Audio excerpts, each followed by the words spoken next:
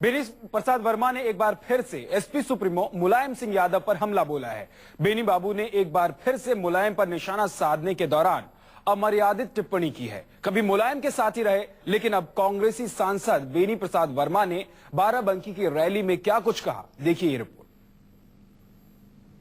अगर तुम्हें शर्म हो, अगर लोकतंत्र पर विश्वास हो,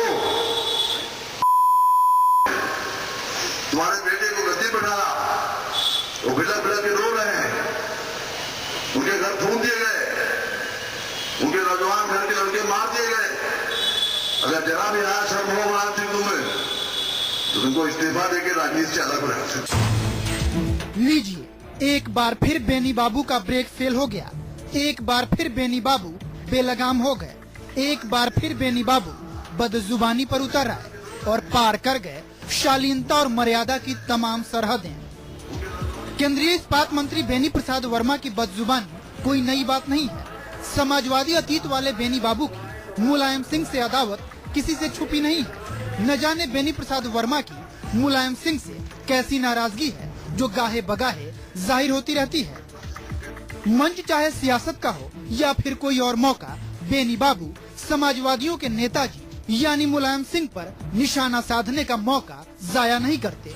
उत्तर प्रदेश के बाराबंकी जिले से ताल्लुक रखने वाले बेनी बाबू पड़ोस की गोंडा सीट से लोकसभा की नुमाइंदगी करते हैं। सोमवार को उन्होंने अपने गृह जिले बाराबंकी में एक रैली का आयोजन किया था और इसी रैली में एक बार फिर से बेनी बाबू का ब्रेक फेल हो गया।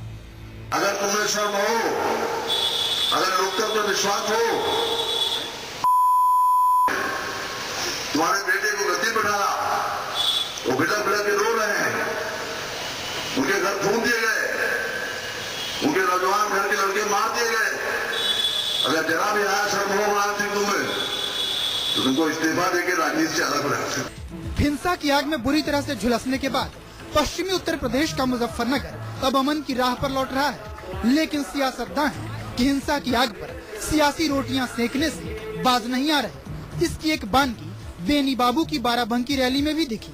जरा सुनिए, बेनी बाबू मुजफ्फरनगर हिंसा का जिक्र करते हुए मुलायम पर इस कदर बौखलाए कि उन्होंने भाषाई मर्यादा तक का ख्याल नहीं रखा।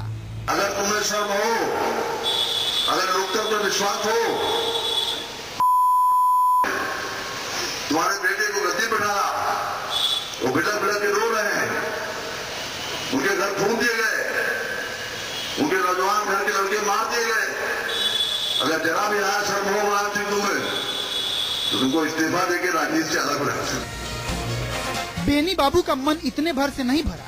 एक बार उनका ब्रेक फेल हुआ तो फिर बदजुबानी करते ही चले गए बेनी बाबू। तुम बेशरम हो, तुम लूट रसोट के लिए सत्ता से चिपके रहोगे, सोनिया जी का गिड़गिड़ाते रहोगे, मनमोहन सिंह का गिड़गिड़ाते रहोगे, नाटक करते रहोगे, मर जाओगे, पैसा का भर ले जाओगे।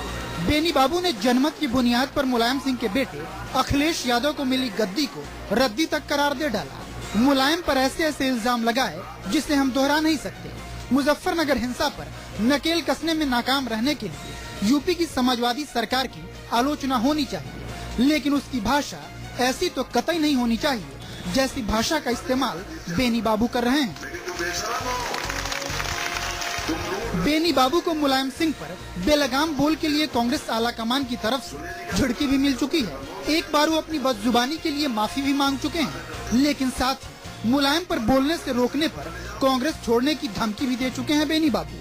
तो क्या ये समझा जाए कि बेनी बाबू का ब्रेक यूं ही फेल होता रहेगा या फिर कांग्रेस आलाकमान उनके खिलाफ कोई कार्रवाई भी करेगी? Bureau report, news 24।